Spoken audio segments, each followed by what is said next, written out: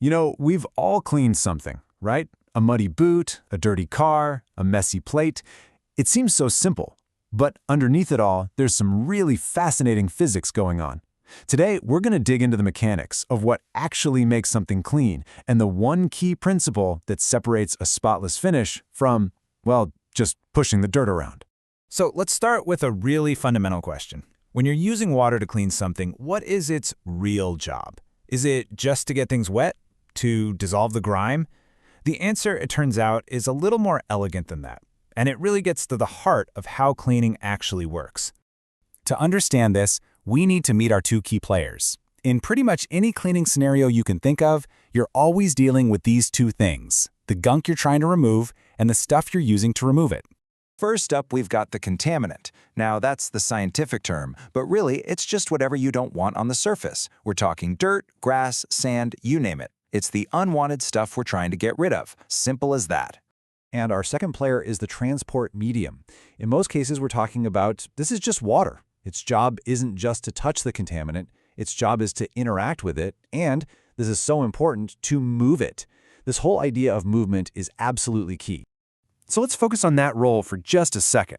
Let's see how this transport medium, our water, is supposed to handle all those contaminants.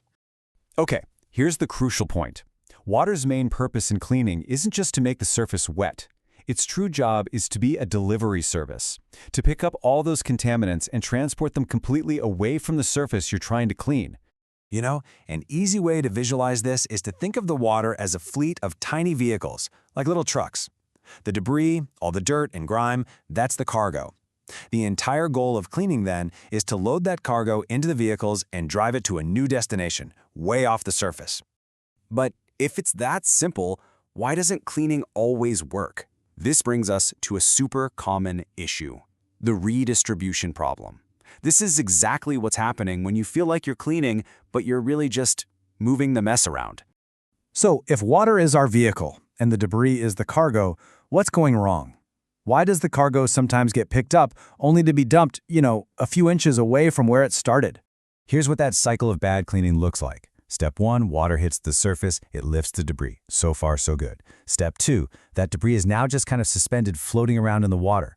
But this is where the critical failure happens. The water moves, but it doesn't actually secure the cargo.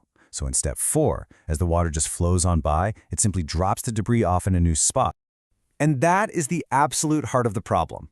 Without a specific way for complete removal, the contaminant isn't actually eliminated. It's just taken for a short ride and then dropped off somewhere else on the same surface. You haven't really cleaned. You've just redecorated with dirt. So how do we fix this? How do we stop this endless cycle of just moving dirt around? Well, the answer lies in a principle called hydrodynamic debris isolation. I know it sounds really technical, but the concept is beautifully simple, and it is the absolute key to effective cleaning. So what is it? Hydrodynamic debris isolation is when the water, our transport medium, is engineered to do two jobs. It doesn't just lift the debris, it also contains it, trapping it right inside the flow, and then carries it away from the surface for good. That word right there, contain, is everything. And this comparison just lays it out perfectly. On the left, with simple redistribution, the debris is just floating around and gets dropped randomly. But on the right, with isolation, the debris is captured, it's contained, and it's escorted completely off the premises. It's the difference between tossing your cargo in the back of an open pickup truck versus locking it securely inside a moving van. Okay, let's look at the effective process now. Step 1 is the same. Water hits the surface. But step 2 is where the magic happens. The debris is lifted, and it's contained. And because it's contained, the rest of the process is basically guaranteed. Step 3, that contained debris is transported away. And that leads to the only result that matters: a truly clean surface. So if you take just one thing away from this whole explainer, let it be this.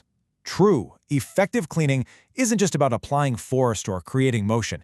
It's about the intelligent isolation of contaminants. It's about making sure that once the debris is picked up, it never, ever has a chance to get put back down in the wrong place.